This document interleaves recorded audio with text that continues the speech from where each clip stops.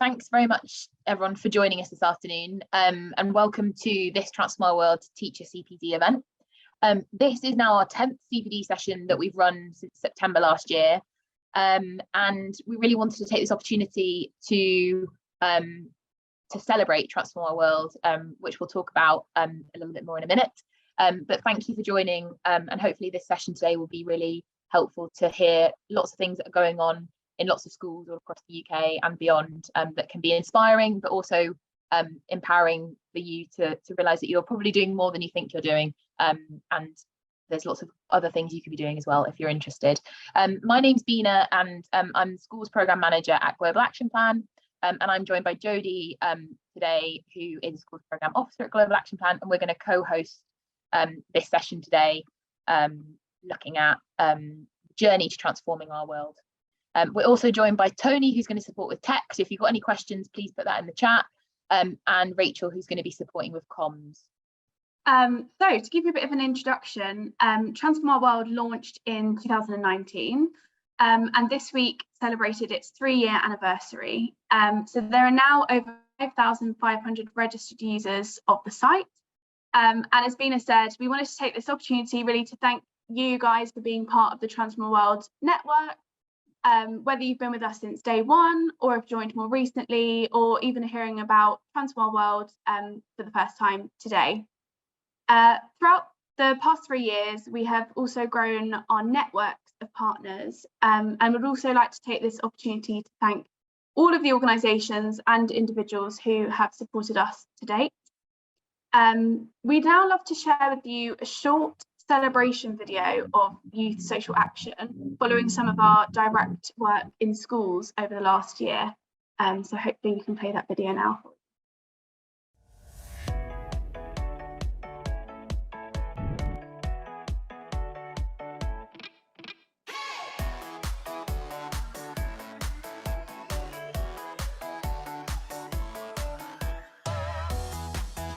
I enjoy planting lots of things because it really helps the environment.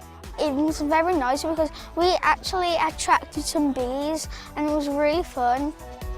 And we also decorated a lot of birdhouses and feeders.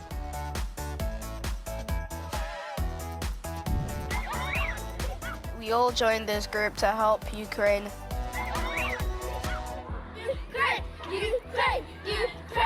My favourite part was making the yoga and earning the money for the charity. The total raise was £100 and 69 pence. We have been growing potatoes, as you can see here, so we can donate these potatoes to the canteen so we can lower our carbon footprints. For our project, we did litter picking. It's because the school was filled with rubbish.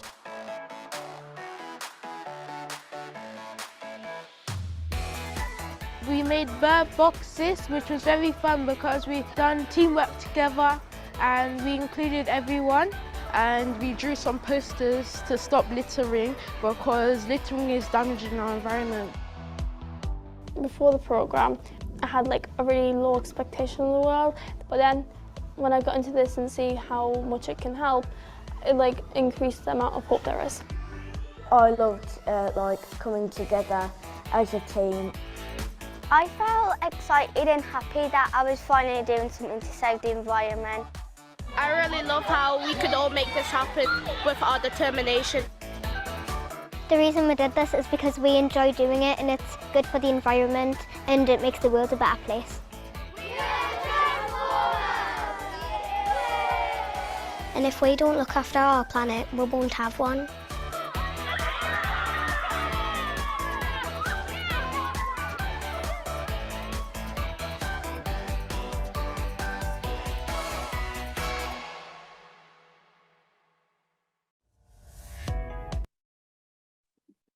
Great, thanks for sharing that, Tony. Yeah, and hopefully that was a really nice video to just share with you about some of the youth social action that some of our youth engagement officers through Transform Our World have been doing over the last academic year with some schools across England. We also really wanted to take this opportunity. It's 3 years of Transform Our World, especially for those of you who've been part of our network for quite a long time. There's been quite a lot of change in what we do and how it looks. And we wanted to take this opportunity to give everyone a bit of a glimpse at the new look of our website, which is soon to launch. And hopefully this is going to be live in the next sort of couple of weeks. But even though we've changed some of the things we've done, we're doing a lot more things than we did at the start. Transform Our World continues to be a collaborative space for educators to access resources, programs, events, tools to support teachers. And we hope this new streamlined version of the website will help you to even more easily navigate across the site. We're really pleased to have been able to incorporate teacher feedback into this new look of the website. And hopefully it means that everything that you would access through the website is even clearer to see, saving you even more time and supporting you with your lesson planning or activities that are happening in your school. One thing we'd also really like to draw your attention to is our Transform Our World newsletter, which gets sent out weekly from the Transform Our World team. If you haven't already, I'd really encourage you to subscribe to this newsletter to receive a weekly bite-sized update of education resources, news from schools and opportunities on offer from a range of partner organisations that your students or your school might be able to get involved with. I just wanted to show on the screen now how you can do that. If you haven't already registered for Transform Our World, you can, sorry Tony, could you just go back? That's okay. If you haven't already registered for Transform Our World, you can sign up to become a user on our website for free. You can click the box when you sign up to subscribe to the newsletter and receive news. As part of our new website, you will have the ability, if you are already a user and do not receive the newsletter already, you'll have the ability to subscribe on the homepage to that newsletter. So keep an eye out for that opportunity when the website goes live. So in the past 3 years, we've seen lots of developments across Transform Our World, whether it's been the evolution of our yearly youth summit, the growth of the UK School Sustainability Network, 3 cohorts of Transform Our World youth ambassadors, and the launch of the school's climate action planner. But most importantly, as Bean has already mentioned, we're a community of teachers and educators, and we want to hear from you about what you're doing and hear all of your successes and challenges. We also really encourage feedback as to how we can continue to support the work you're undertaking. And there's a few ways that you can do this. You can email us at transformourworld@globalactionplan.org.uk. And you're also able to review resources and programmes directly on the Transform Our World website through your account as well.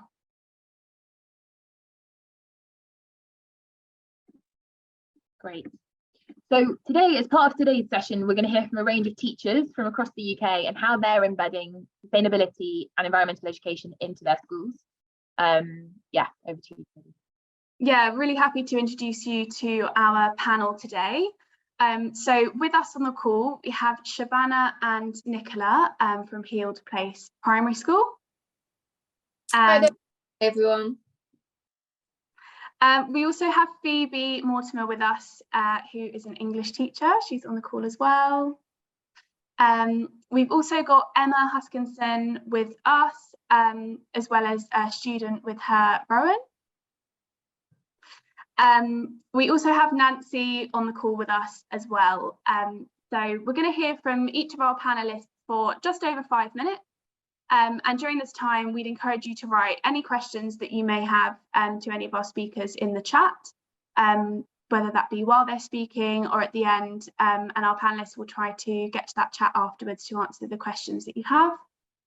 But following hearing on from all of our panelists, we will then split into breakout rooms to discuss a bit more about what's been talked about and to give you the opportunity to ask any questions that you may have to our panelists verbally as well. Great, cool. So let's get started and start off with, we're going to begin with Shabana and Nicola, who are going to tell us a little bit about the school's climate action planner and how they've been using that in their school. So over to both of you. Hi there, everybody. Yes, and we just wanted to share some of our experiences around the climate action planner. And I wanted to represent it from both sides, really, because obviously teachers are fundamental to getting that into the curriculum, but actually working alongside the business side and ensuring it's a cohesive approach was really important. I know that we'll all be feeling, oh gosh, the climate change agenda is so huge, and it feels as though we don't know where to start. And actually what we found is by utilising the Climate Action Planner, it actually made it so much easier to actually identify some of the things we're already doing and already doing really, really well.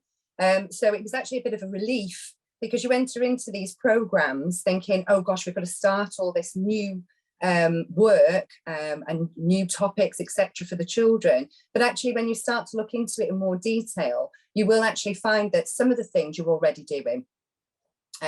So from my perspective, when we were starting to look at it, obviously from the curriculum side and the business side, we could see that quite a lot of the things we already do, we could actually say we're already completed. You know, recycling, finding out where our waste is going, looking at the school in terms of energy efficiency, looking at our grounds, which certainly through the COVID times, we were focusing more on outdoor learning. So we already were refocused on that kind of work, and then developing it from that point. So yes, it seems like it's quite scary to start with, but I would really recommend starting with the planner, because you can tick off the things that you're already doing and already doing really well. I don't want to fill the full 5 minutes with me chattering. So I will pass over to my colleague Shabana just to go through some of the curriculum side and the teacher experience. Thanks, Nicola. Just to talk a few things that we focused on, school meals was a priority, and we were changing the catering company. So we thought we'd look at food waste, which it was huge to begin with.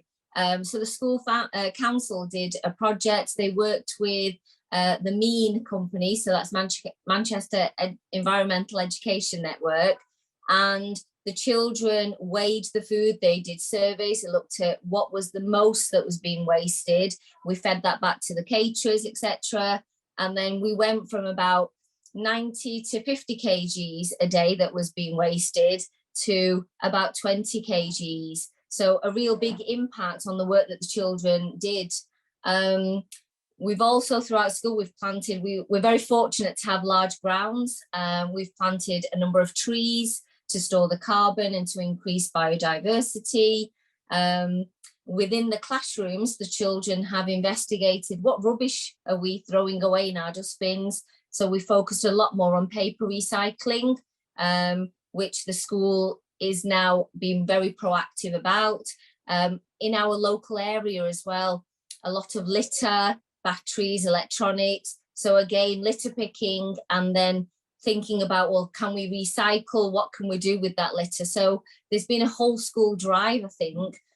Year sixes last year now, should I say, they brought in clothes. So another initiative called Stitched Up, I'm not sure if you're familiar with that. They brought in clothes that they weren't using, that end up in landfill, recycled them, made new items out of them, and that was really successful. Say that again. Yeah, definitely. Do you want to talk a little bit about the chickens? Yes, yes. And like I say, a lot of you, it may not be all of what we're saying, but certainly elements of it. And you can really kind of celebrate those facts before you've even started developing new projects. So we currently have 4 hens on site. Again, teaching children about, caring for animals, ensuring that we're looking at food as a whole. Where do the eggs come from? That kind of thing. But also planting we do as well. So we plant herbs, so the children have that sensory experience, and more breaking out, not just into the normal kind of eco things when you immediately think of recycling, but more looking at biodiversity and how we can develop the outside grounds to encourage more wildlife, and look at eco from a very different way that I think maybe children haven't considered before, but also have, a significant impact. So that's allowed us to kind of enter into conversations with pupils then about, how are you getting to school? How do you think that might be affecting the environment? If you only live 2 miles away, is it possible to walk to school, etc.? We've also had a programme where we've recycled bicycles and distributed those to children to utilise within the community, because sometimes it's access to, bikes, etc., rather than that they don't want to do it and they just want to jump in the car in the morning. You know, so there's lots of different elements of what we do. We also have horticulture. So we have a third party that comes into school, takes the children out, exploring their environment, building bird boxes, looking at the impact on the environment as a whole. Bug hotels. Oh yes, yes, that's the new one. Gone from bird boxes to bug hotels. So that's the next step for the children, who are really excited to see that develop. We are actually looking at installing, as part of our biodiversity project, some sort of water feature to encourage more wildlife. So again, the children get to learn from that as part of their education, but also experience that in their local community, which isn't always possible. Like Shabana has referred to, we're quite lucky to have some really big grounds that we can do these developments on.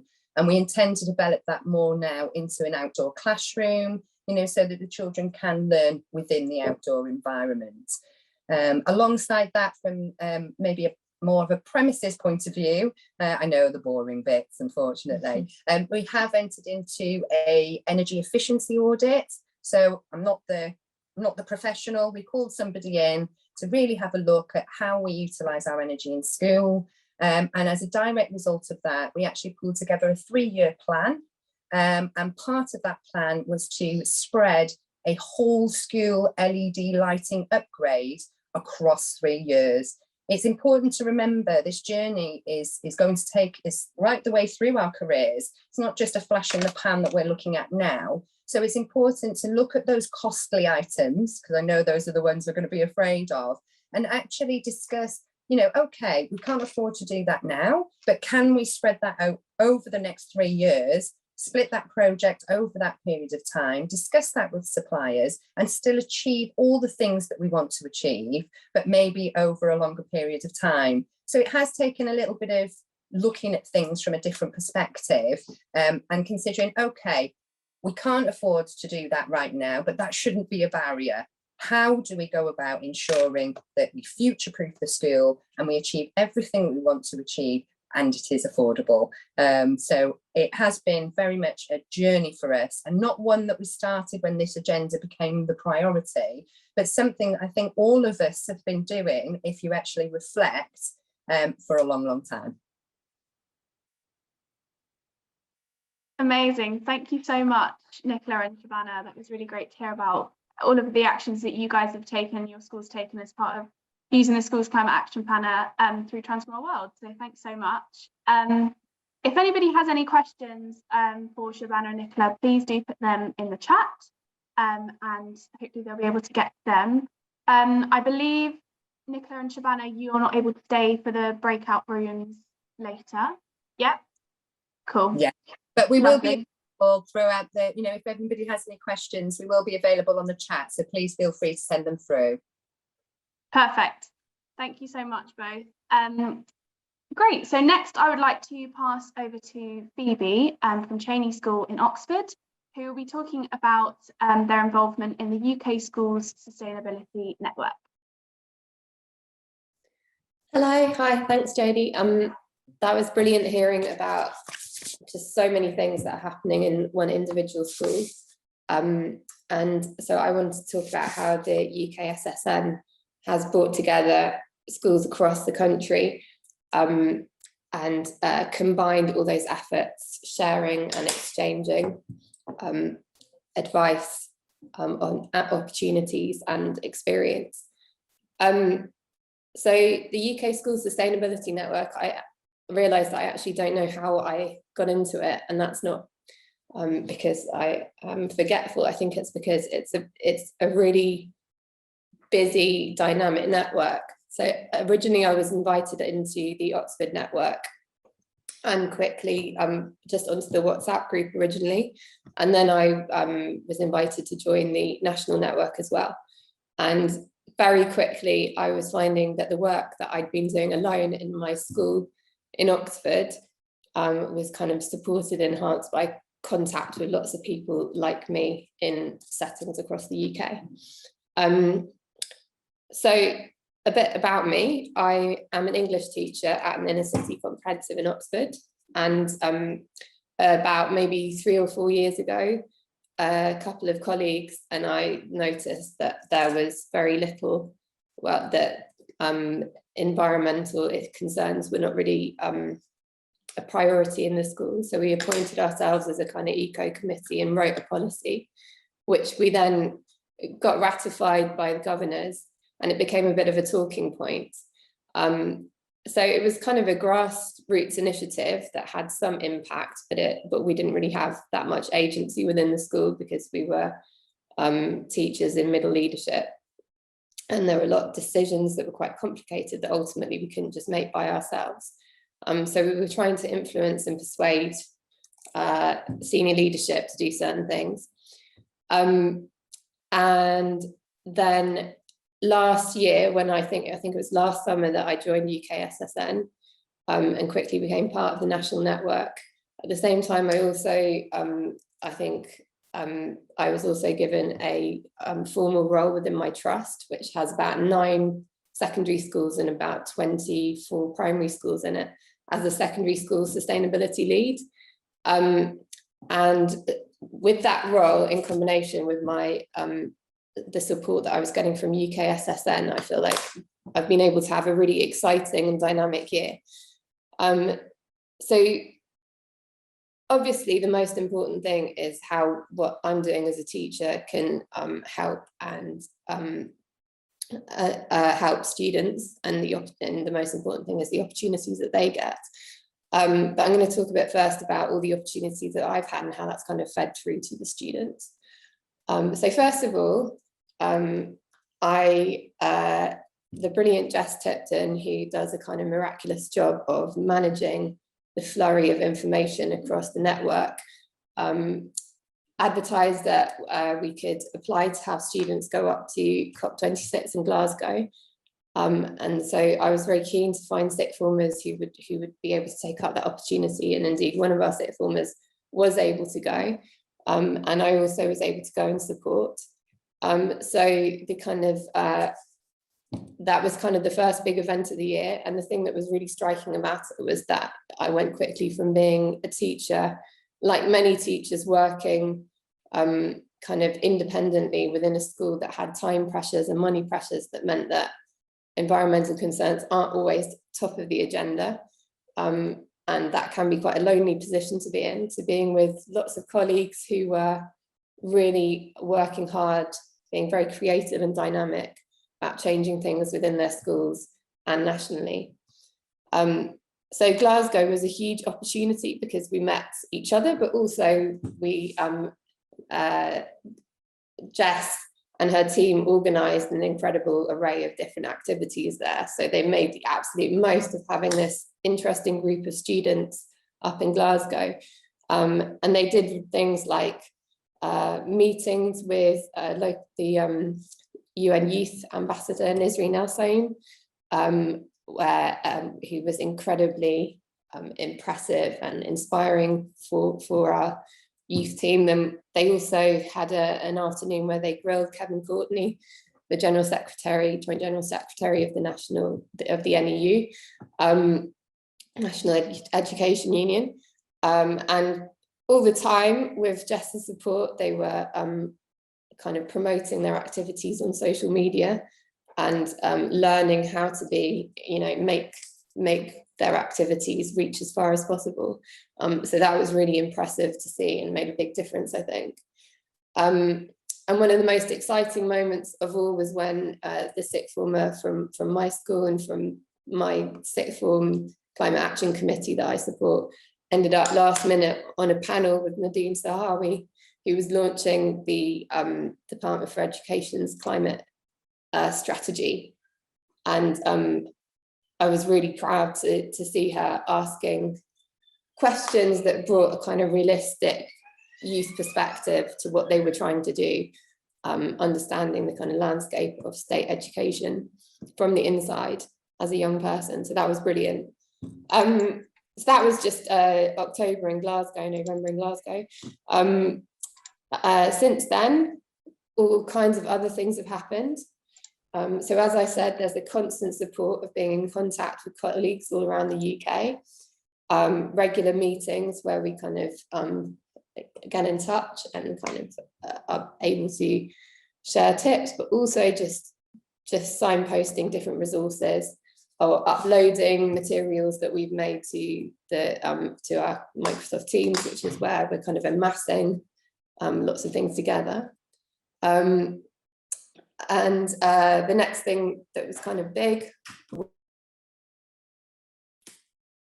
and can you come back in a minute because I'm just presenting. Sorry, child home from school. What was I saying? Yeah, so the next exciting thing that happened was because of how kind of because of how, what's the word? Because of how switched on Jess was in Glasgow, we managed to get invitations to consult on the Department for Education's draft strategy on sustainability. And I was invited to join the teachers working group, which was also really eye-opening. But one of the best things about that was that one of the things that I drew on most when I was feeding into that group was the very clearly set out response put together by students in the network to the strategy who'd read it, scrutinised it really carefully and made several important points that I was able to relay. Beyond that, I was also able to go and speak at an NEU conference, which again meant that I met more interesting people and learned a lot more about the new Welsh national curriculum. Then last but not least, we had brilliant summer camp in Oxford in Whiton Woods, and again met lots of colleagues, but also researchers, ecologists, all these things together. So these are kind of all the opportunities. I'm sort of talking about opportunities that I've had and how they've supported me. But the thing that I feel the network really does is it empowers teachers to kind of develop their students as change makers and to model to them kind of all the possibilities of change within their schools. In all of the kind of things that we've done together, the regular meetings, they've had speakers who've talked to them, such as Kate Rayworth, Julia Steinberger, George Monbiot, where they've been able to kind of have speak to them directly in open Q&As and kind of get up to speed with the latest thinking on things.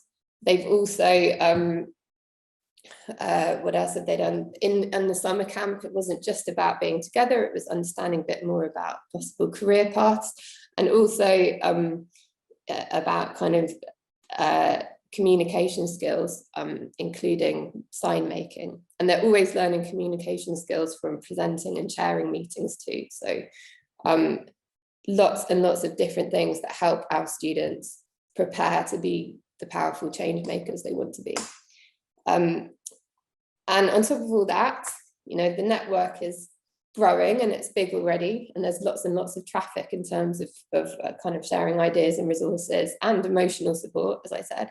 But it's also becoming more and more organised, so that in our local networks, we're kind of being equipped with the safeguarding protocols that mean that it's really quite straightforward to bring in more and more schools where we can share and amplify the work that we're doing in the local area and then feed into the national network.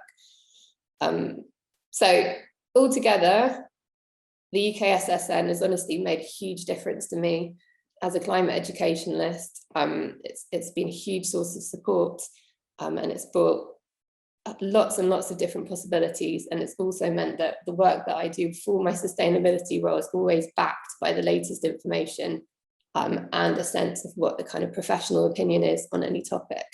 So yeah, I can't thank the network enough, and very glad to be part of it. Thanks.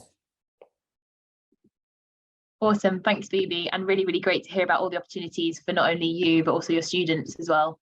And I've just put a link in the chat, and I'll continue to do as we go through to different bits that we're talking about, and a link to the UKSSN, the UK School Sustainability Network, which you can go and have a look at if you're interested. There's so many networks all across the country that already exist, and if there's not one in your area, there's information on how you can get involved and set one up if you're interested. So I'd really advise going and having a look on that webpage to hear stories from young people, teachers, educators, operations staff, if you're interested. And there's so many regional opportunities to get involved, as well as more sort of national scale as well.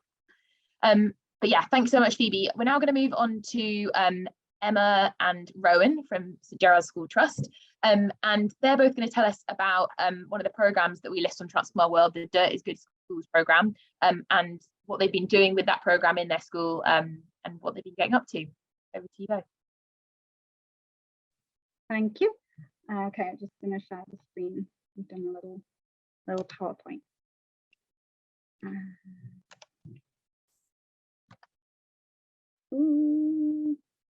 Is that okay? Yeah, can we see? We can. Wonderful. Okay, so we're a very, very small independent school in Bangor, North Wales, from primary up to second, but we are representing the junior school. Very, very small classes. Like I said, the number of children taking part in the program was 15, I think, and that was across 3 years. So it was a very small year. I'm one of the teachers down here, responsible for European Four, but I also lead English, art, and subject called Global Citizenship and Life Skills, which I'll explain for students. This is Rowan. Hi. You're in year 6. So he's going to tell us a little bit about how he found it. So we have Emma, sorry to interrupt. I'm not sure if there's something covering your microphone or not, but we're sort of struggling to hear you. You're very quiet. Is this better? Yes, that's better. Okay. Sorry, if that's okay, we can speak in. Fine. Grant, thank you.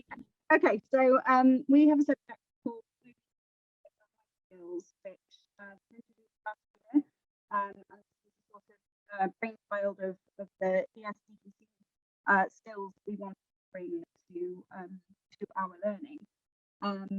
The subject is very people led. It's up to them to consider what they find important and what they talk about, with a link to global issues.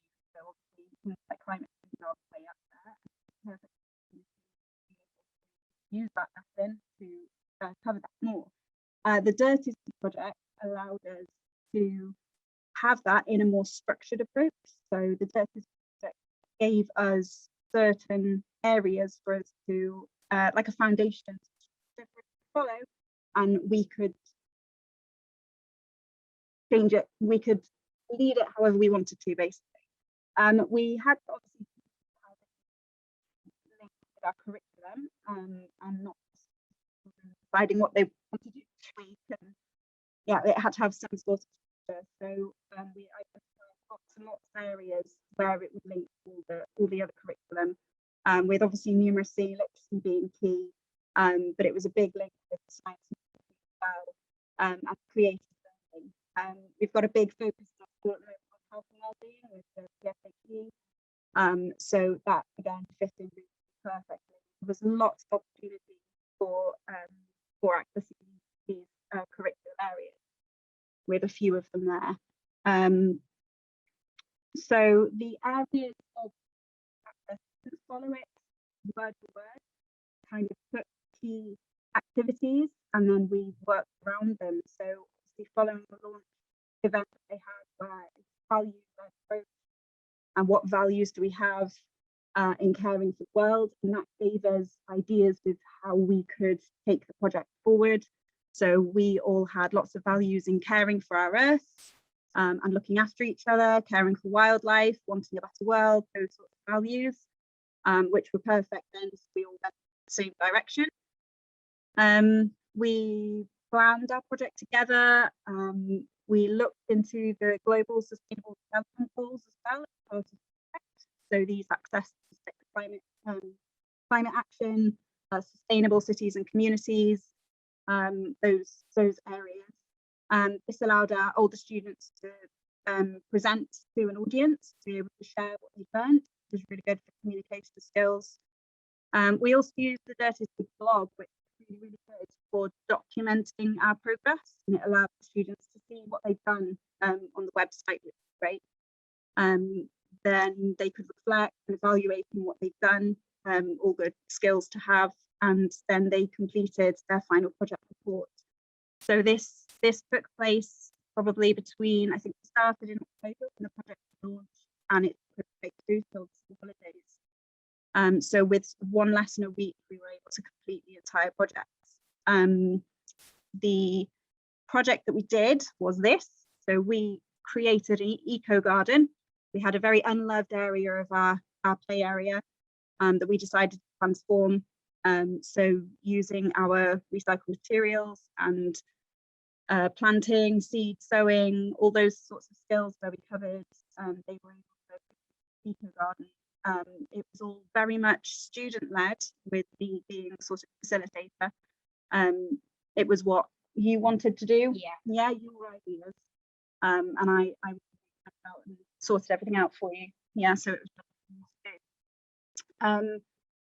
so I have a little we could do at the end of that, to kind of summarize what we've done. So let's part of it, so you can see sort of what we have to do. So I hope this works.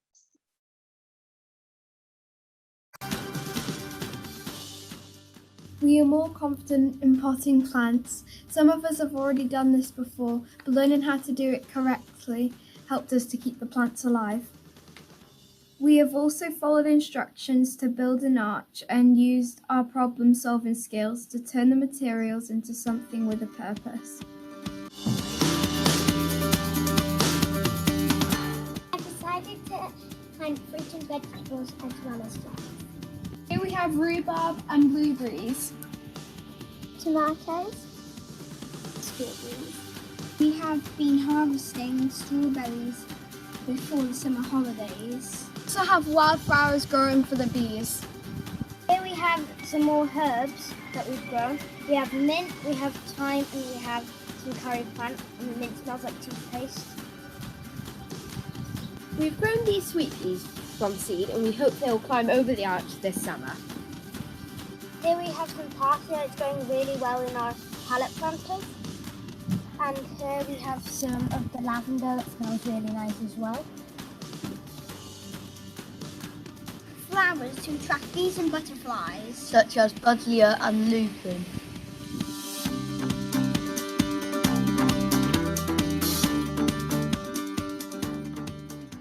We have made bug hotels out of recycled plastic bottles.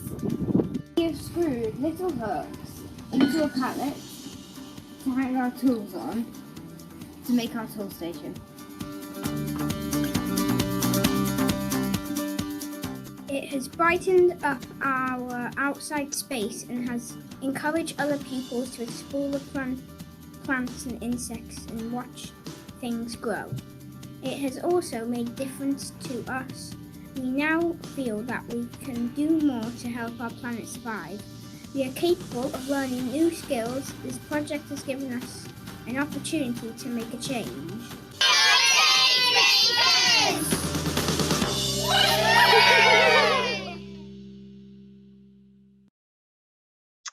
So that was our change makers at the end of their project. So I'm going to hand over to Rowan now. I'm going to tell you a little bit about how we found the project. Do you want to move closer to there? So, what worked well? In our opinion, the paint was very effective. This brought the rainbow colours and are bright and simulated for the infants in our school.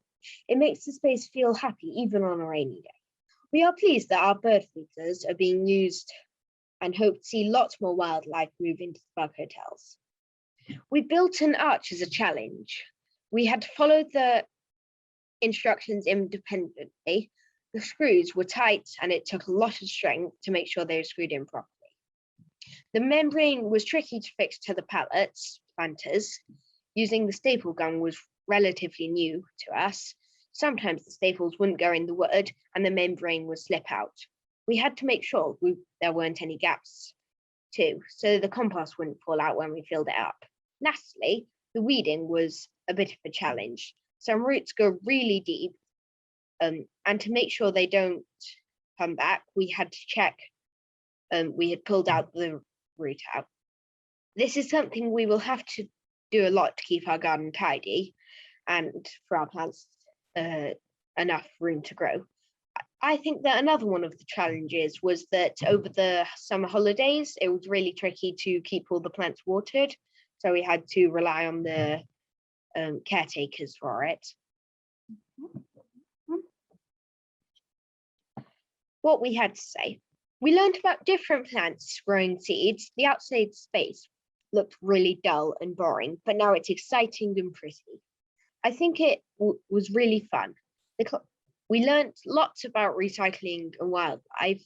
The litter picking in our local community made me feel like I've made a difference. Rowan. This is a great project and had helped me learn a lot. We had given bugs and plants a home to grow and had lots of fun along the way. This is something I would definitely do again. We have helped to give birds and bugs a home. The garden is still more appealing to visitors. It can get a bit messy and you'll need some room. Samara. I found making our garden fascinating and it has inspired me to make my own garden at home better. I think it was worth it because when you hear that you've helped the world, it gives you a great feeling, Harry. So we had some exciting news. Our school has been picked to go into the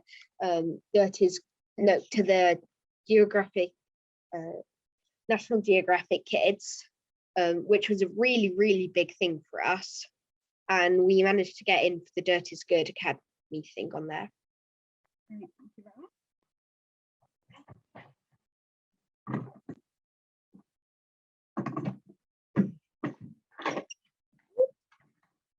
So lots of exciting things we had as part of it. So it's really, really good. It's a small school. It's been fantastic to see our name out there, which is great.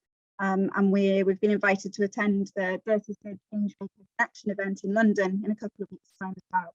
So it's been really, really good and a lovely boost for children as well to see their school. So that was what we did. Thank you so much, Emma and Rowan. That was such a lovely presentation and so nice for all of us to hear about all of the amazing action you've been taking as part of the Dirt is Good Schools programme. If anyone has any questions or would like some more information, please do use the chat. Emma and Rowan will be there to answer any questions if you have them. Lovely. So moving on to our last panelist today, we have Nancy with us on the call, who's going to speak a bit about her experience as a teacher resource reviewer for Transform Our World. So over to you, Nancy. Thank you, Jodie. Hi, everyone. From the other side of the world, I'm talking to you from Doha, Qatar. I have recently moved here. It's been 2 years. I'm an English teacher. I used to live in Lebanon, and hearing about all of these projects, it really warmed my heart, because when we live in the part of the world where the weather and the climate works for us, where we are able to take our kids outside and work on all of these projects related to the planet and the environment, when this is taken away, especially when I moved here, I felt it. It's really hard, and it's really heartbreaking to see that some kids do not have this love for the planet or this opportunity to really work and be agents of change. So because I saw this around and it really, really frustrated me, I proposed an eco club at the school, and that would be the first eco club ever at the school here in Doha. And one of the things that pushed me in order to work on this eco club is finding Transform Our World. So I found the website 2 years ago. So it's your 3-year anniversary. I've been at it for 2 years, and one of the amazing things about this website is it helps you bring environmental action inside the classroom. So even if the teacher already has experience with such projects, bringing it into a culture that is so far away from this is really hard. So there are many resources that are low prep, that are fun and interactive, that would help teachers and students learn more about this. Another good thing is that they are teacher reviewed and tested, and I'm going to talk about this in a second. One very, very important thing is the community that Transform Our World builds. So it was me just registering for signing up for the website. I was contacted to be a teacher reviewer. I reviewed a few resources and then I was asked here. So, I mean, this is what brings people together. This is what brought this opportunity for us exchanging what we do. And I think this is really amazing. I won't take long, I promise. When I reviewed the resources, I'm just going to talk a little about the procedure. So the resources that I have reviewed were very interesting and very cross-curricular. So this is something important because no one knows more than a teacher what happens inside the classroom and how kids interact. So it's really important to see whether this resource actually works or doesn't inside the classroom. So the rating, there are many categories of information that are considered whenever we rate or review a resource. The age range is very important. The links to the subjects and the curriculum is also important. The differentiation, development of soft skills, if the activities are practical or not. So again, thank you so much for this opportunity. It's really great, and it has really been a motivation for me to actually make a change again and pass this on to my students.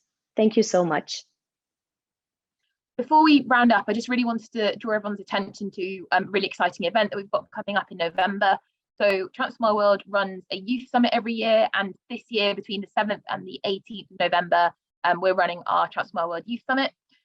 This year it's looking at what power is as a concept, how power is used in different ways, and how we all have power in different ways to transform our world.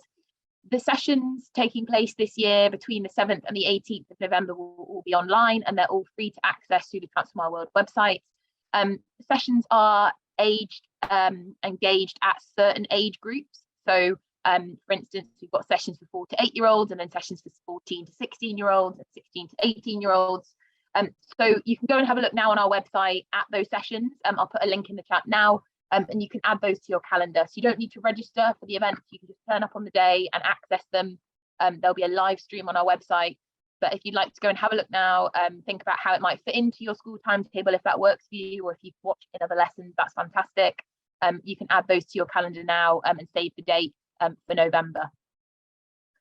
I just wanted to say, finally, thank you so much to all of our panelists for today's session, to Shabana and Nicola, Phoebe, Emma and Rowan and Nancy. It was really lovely to hear from all of you about how Transform Our World isn't just a platform, it's being used by people, but also about all the amazing stuff you're doing in your schools with your young people. And that's a really key part of why we do these sessions, is to tell you about things that we're doing, but also to hear from people about how they're using it. And hopefully that's been inspiring to all of you on the call, and provides you with lots of inspiration about things that you might do in the future as well.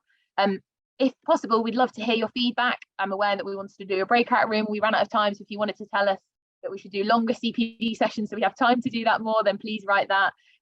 Or if you just want to reflect on some of the panelists and how it was, then again, please do feed that back now, the forms in the chat. And we'll be running CPD sessions throughout the Youth Summit, and we're going to run 2. We'll be in contact with all of you through the Transform Our World newsletter. Again, subscribe if you haven't, and also through our socials about those events. But in the meantime, thank you so much for attending today, and hopefully see you at another CPD or event really soon. Thanks very much.